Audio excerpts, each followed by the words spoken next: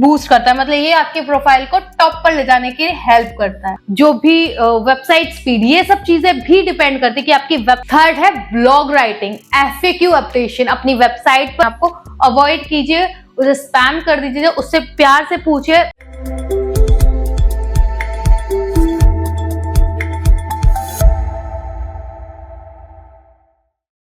Hey guys, welcome back to our channel Skill People and in this series of digital marketing जो topic हम इस वक्त cover कर रहे हैं that is ORM। और ये जो लेक्चर है ये थोड़ा बोनस लेक्चर है जहां मैं आपको कुछ एक आध टिप्स दूंगी ORM के रिलेवेंट।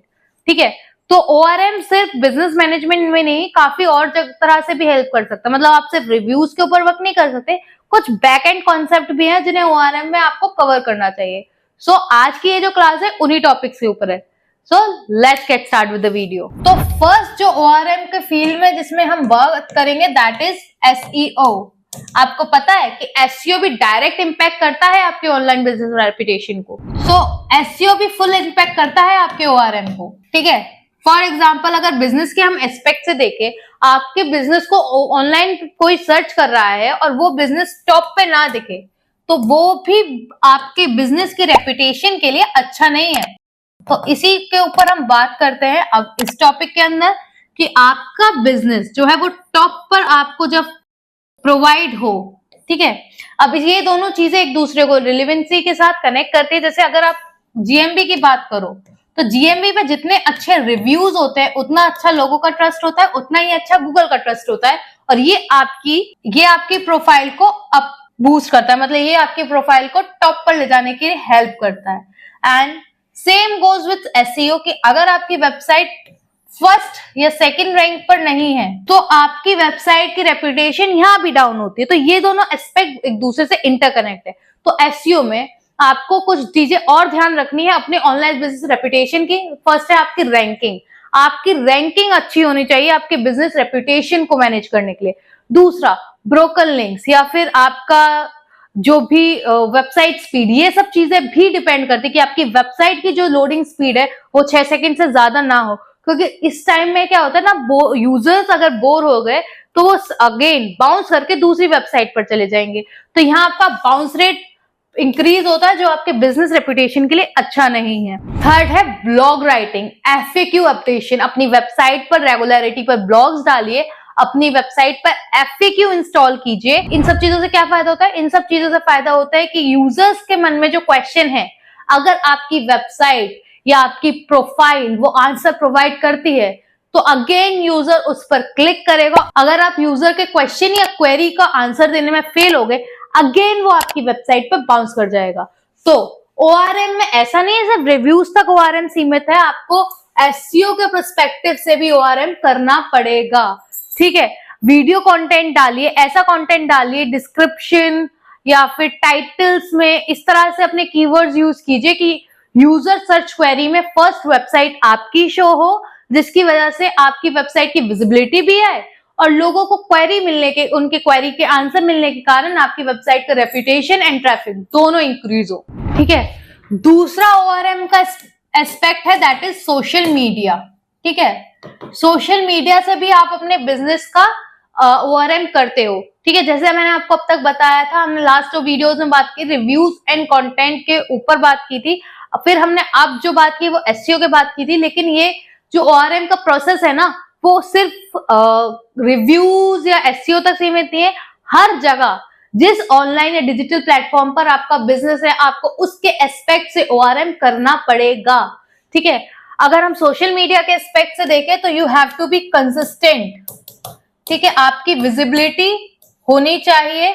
आप अपने सोशल मीडिया पे अपने बिजनेस की इंफॉर्मेशन कंसिस्टेंसी के साथ यूजर्स को प्रोवाइड करते रहिए। ठीक है, अपना जो कंटेंट है वो हेल्पफुल, इजी एंड इंटरेक्टिव बनाइए ताकि लोग उससे कनेक्ट कर पाए, लोग उससे इंटरेक्ट हो पाए। अगर आपका कंटेंट हेल्पफुल नहीं है, लोगों की नीड के अकॉर्डिंग नहीं है, लोगों की रिलेवेंसी उससे नहीं बन पा रही है, तो लोग आपको चूज नहीं करेंगे, वो अगेन बाउंस कर जाएंगे।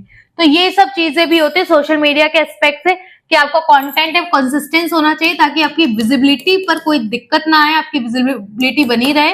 ठीक है, दूसरा आपका कंटेंट हेल्पफुल होना चाहिए, इंटरेक्टिव होना चाहिए ताकि लोग बोर ना हो, उनको जो क्वेश्चन क्वेरी या जो भी आंसर्स चाहिए वो आपके कंटेंट से उसे इजीली प्रोवाइड हो जाए। ठीक है। Third, avoid negativity. हर नेगेटिविटी से दूर हो। देखो सोशल मीडिया पे आपने कई बार देखे होंगे कई लोग ऐसे होते हैं जो पॉलिटिक्स टॉपिक को उठाकर कंटेंट बनाते हैं या फिर कोई नेगेटिव रिव्यूज को पकड़ लेते हैं, उसके ऊपर बात करते हैं। तो आपको इन सब चीजों से नहीं रहना, आपको सिर्फ वर्क करना है अपनी नीश के अकॉर्डिंग, अपनी ऑडियंस के साथ आपको लॉयल रहना है कि उनको जो प्रोवाइड, एक्स्ट्रा टीआरपी के लिए ऐसी पॉलिसीज में या पॉलिटिक्स की बातों में फंसना नहीं है। आपको जो भी ऐसे नेगेटिव ऑप्शंस है उनसे दूर ही रहिए, अवॉइड करिए ऐसी नेगेटिविटी कि किसी गलत कमेंट पे आप फंस गए, उसको आप वहीं, जैसे मैंने आपको पहले ही बताया कि आप कमेंट बॉक्स में ही लड़ाई करने, ये सब चीजें नहीं करनी है आपको। अवॉइड कीजिए, उसे स्पैम कर दीजिए, उससे प्यार से पूछिए कि आपको प्रॉब्लम क्या है, ऐसा कुछ हो जिससे मैंने आपको हर्ट किया हो तो आई एम रियली सॉरी। इसका तरह से अगर आप टैकल करेंगे तो उसे भी थोड़ा गिल्ट लगेगा, यार हमने क्या किया। दूसरा, नेगेटिविटी जैसे पॉलिटिक्स हुआ, क्योंकि इसकी स्पिरिचुअलिटी हुई, ये थोड़े जो सेंसिटिव टॉपिक्स होते हैं ना उनसे थोड़ा अवॉइड करिए, उन्हें छेड़िए मत, उन चीजों को निग्लेक्ट करिए कि भाई हम इस बारे में कुछ नहीं, हमारी नीश अगर स्टडीज के ऊपर है तो हम उसके ऊपर बात करेंगे। क्यों? क्योंकि अगर यहाँ आपने कुछ भी गलत किया तो आपकी जो अब तक की गुडविल है, अब तक की जो रेपुटेशन है वो खराब हो जाएगी। और सोशल मीडिया पे अक्सर यही होता है कि जिस तरह से आप जिस स्पीड से लैडर चढ़ते हो उसी स्पीड से नीचे जाते हो, सिर्फ ऐसी कुछ गलतियों की वजह से। तो इन सब चीजों को आप अवॉइड कीजिए। अगर हम सोशल मीडिया में अगली बात करें तो आप क्या कर सकते हो, आप अपने ऑडियंस को एंगेजमेंट कंटेंट बहुत अच्छा दे सकते हो। क्विज कर दिया, गिव अवे कर दिया, या कोई सोशल इवेंट होस्ट कर दिया जिसमें आप सोशल जो नीडी लोग हैं उनकी हेल्प कर। तो इस तरह के अगर आप एंगेजिंग कंटेंट या रिलेवेंसी के कंटेंट बनाओ तो ये भी आपके बिजनेस के लिए भी अच्छा है, आपकी पर्सनल रेपुटेशन के भी। तो work on these aspect also. अगर हम थर्ड बात करें तो अब हम बात करते हैं रिव्यूज के बारे में। ठीक है, कि आप रिव्यूज, ऑब्वियसली हर बिजनेस को रिव्यूज की जरूरत होती है, टेस्टिमोनियल्स की जरूरत होती है, लेकिन जैसे मैंने लास्ट क्लास में आपको बताया था कि आप पोक नहीं कर सकते, तो अब आप पोक तो नहीं कर सकते, लेकिन कुछ स्मार्ट तरीके होते हैं जिससे आप रिव्यूज ना लोगों से ग्रैब कर सकते हो, रिव्यूज के लिए लोगों को मना सकते हो इजीली। आपको हमेशा ध्यान रखना है कि रिव्यूज हमेशा आपकी लास्ट प्रायोरिटी होनी चाहिए। ऐसा नहीं है कि जैसे मैंने आपको लास्ट क्लास में बताया था कि आप ऑर्डर के टाइम पे भी बोल रहे हो, नहीं। जैसे फॉर एग्जांपल आपने कोई फूड सर्विस की है, आपको पता है कि कस्टमर आपकी जो भी फूड डिलीवरी था या फूड का जो टेस्ट था, आपकी जो हॉस्पिटैलिटी है उस सब से सेटिस्फाइड है, तो अब आप क्या करते हो, अब आप रिव्यूज पूछ सकते हो। पूरा टाइम आपने कुछ नहीं किया, उसे अपनी स्पेस दी, अब उसने खाना खाया, ठीक है, सब कुछ ठीक है, अब बिल पेमेंट हो गया, फिर लास्ट में आप जो करते हो ना वो वहां जाकर आप रिव्यूज आस्क कर सकते हो। जब आपका जो ऑडियंस है जब सेटिस्फाइड है तब आप रिव्यूज के लिए मांग सकते हो कि हाँ सर अगर आपको ये जो फूड है अच्छा लगा है तो हमारे शेफ के लिए कोई पॉजिटिव नोट छोड़ दीजिए। ठीक है, थोड़ा स्मार्टली, नॉट लाइक कि सर रिव्यूज दे दो, नहीं, कि आपका हमारे शेफ के लिए कोई पॉजिटिव नोट छोड़ दीजिए जो उनका ना मोरल बूस्ट होता है, कुछ इस तरह से थोड़ी पॉजिटिव बातों के साथ। ये नहीं कि सर रिव्यूज दे दो, आप हमारे लिए रिव्यूज बहुत इंपॉर्टेंट है, नहीं, ऐसा कुछ नहीं करना है। थोड़ा अच्छी तरह से प्रोफेशनली ये आप पूछ सकते हो, ठीक है, पर रिव्यूज आपकी लास्ट प्रायोरिटी होनी चाहिए। भले ही आपकी फर्स्ट प्रायोरिटी, लेकिन आपका जो यूजर है उसे ऐसा ही लगना चाहिए कि हाँ रिव्यूज आपकी लास्ट प्रायोरिटी है। सेकंड ऑप्शन होता है क्यूआर वाला, जो बहुत लोग करते हैं आजकल, कि अपने हर प्रोडक्ट के ऊपर क्यूआर बनाओ, ठीक है, और एक पर्सनलाइज्ड मैसेज के साथ शेयर करो विद पर्सनलाइज्ड मैसेज। ऐसा नहीं क्यूआर बना के आपने भेज दिया, you have to share with personalised message कि ऑडियंस को भी चूजन लगे कि हाँ भाई हम वैल्यूएबल हैं, तो वो बिजनेस को भी वैल्यू करे। ठीक है, और थर्ड जो ऑप्शन है वो आप करिए ऑफरिंग। ठीक है, ऑफरिंग कैसे, जैसे मैंने कई वीडियोस में देखा है, कई लोग कंटेंट बनाने के लिए भी ये चीजें बोलते हैं कि if you subscribe us we will give you extra 5% off. अगर आप हमें 5 स्टार रिव्यूज देते हैं तो हम आपको 10% का डिस्काउंट देंगे। इस तरह के इंटरेस्टिंग ऑफर डालिए। ऑडियंस अगर इंटरेस्ट होगी तो उसमें ऑडियंस का भी बेनिफिट, आपका भी बेनिफिट, तो इससे क्या होता है ना कि दोनों का बेनिफिट होता है। तो ऑडियंस इस तरह से कर देती है, हाँ चलो ठीक है हम दे देते हैं रिव्यू। तो इस तरह के इंटरेस्टिंग ऑफर डालिए। तो इन सब चीजों को अगर आप प्रैक्टिस करोगे तो ऑडियंस को फोर्सफुल नहीं लगेगा, वो अपनी मर्जी से हाँ हम रिव्यूज दे रहे हैं, हाँ हम कोई टेस्टिमोनियल दे रहे हैं, इस तरह से होगा, कोई फोर्सफुल नहीं होगा। फोर्थ, आपको क्राइसिस मैनेजमेंट भी आना चाहिए। फॉर एग्जाम्पल, जैसे कई बार ऐसा होता है कि आपका जो ऑनलाइन है, आपने जेनरोसिटी में कुछ डाला या आपने कोई अपना जेन्युइन रिव्यू डाला, लेकिन ऑडियंस को वो इंटरेक्ट नहीं किया, कुछ पार्ट ऑफ ऑडियंस को उसने लाइक हर्ट कर दिया। फॉर एग्जाम्पल, आपने बाय मिस्टेक या इमोशनली होकर कुछ डाला। फॉर एग्जाम्पल लाइक अभी काफी जगह हो रहा है कि वॉर्स जो चल रही हैं वर्ल्ड वाइड, उसमें 50-50 लोग बटे हुए हैं, ठीक है। अब 50-50 में अगर आपने अपनी तरफ का पॉइंट ऑफ व्यू डाला तो अगेन जो नेक्स्ट 50 लोग हैं वो उससे हर्ट हो गए, ठीक है। तो इन सब चीजों को फर्स्ट ऑफ ऑल तो निग्लेक्ट कीजिए। लेकिन अगर कोई ऐसी सिचुएशन है जहां आपने निग्लेक्ट नहीं किया या one of your staff did it, तो कुछ भी ऐसे, तो आप उस चीज को कैसे मैनेज करो? उस चीज में सबसे पहले आपको ये क्राइसिस मैनेजमेंट में ही आना चाहिए कि इफ इन केस आप कुछ ऐसा कर देते हो जिसका इम्पैक्ट आपके बिजनेस में पड़ रहा है, तो उस चीज को कैसे मैनेज करना? Firstly, don't delay. इस चीज की रिस्पॉन्सिबिलिटी लेने में, उस चीज को ओन अप करने में डिले मत कीजिए, ठीक है सर, हो गई। Then don't be afraid of apology, ठीक है। ऐसा नहीं है कि my social media my rule, नहीं।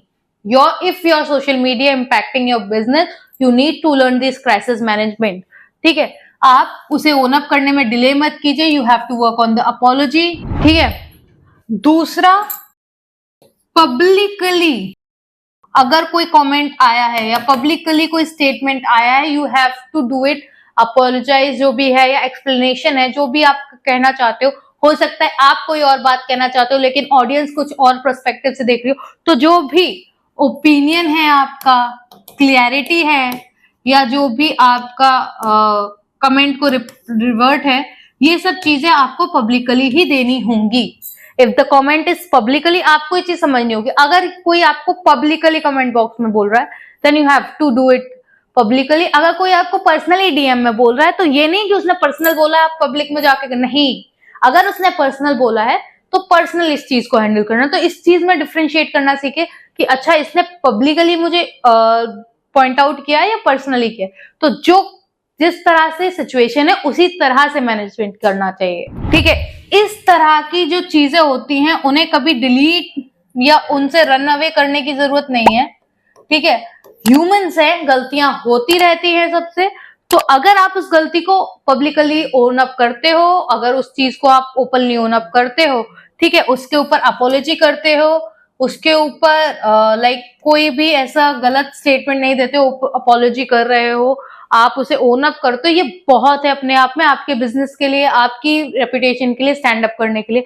एंड लास्टली, जो बहुत इंपॉर्टेंट है कि हर चीज का फॉलो अप दीजिए। फॉर एग्जाम्पल, अगर आपने कुछ बोला है, ठीक है, ये अभी एक बहुत फेमस शो के साथ हुआ था कि उन्होंने कुछ ऐसा बोल दिया था जिससे काफी चीजें ऑफेंड हुई थी, लोगों ने उन्हें उन्होंने भले ही मजाक करने की लहजे में बोला था, लेकिन मजाक से बाहर जाकर बोलते, मतलब उन्होंने काफी पर्सनल चीज बोल दी थी, उन्होंने बहुत लाइटली बोला था, लेकिन ऑडियंस ने उतना लाइटली नहीं लिया, ठीक है। तो इस तरह के अगर आप क्राइसिस में पड़ते हो, तो ये मैनेजमेंट भी आपको आना चाहिए कि आपको उसे ओन अप करने में डिले नहीं करना है, यू कैन गिव अपोलॉजी, ठीक है। आप उस चीज को, अगर वो चीज पब्लिकली है तो पब्लिकली, अगर वो आपके प्राइवेटली चीजें में डिस्क्लोज नहीं हुई हैं, प्राइवेटली आप उसे हैंडल कर सकते हो तो आप करो, ठीक है। तीसरा, इन सब चीजों से रन अवे करने से कोई फायदा नहीं होता, आपके भी गुडविल को दिक्कत होती है एंड आपके बिजनेस को भी। एंड लास्टली, अपना फॉलो अप जरूर कीजिए कि हाँ, हमने गलती की थी, ये सब चीजें हो गई, अपनी क्लैरिटी, अपना पॉइंट ऑफ व्यू, सब कुछ आपको करना पड़ेगा। So these are the also crisis management जो आपको आरएम में सीखना आना चाहिए, ठीक है।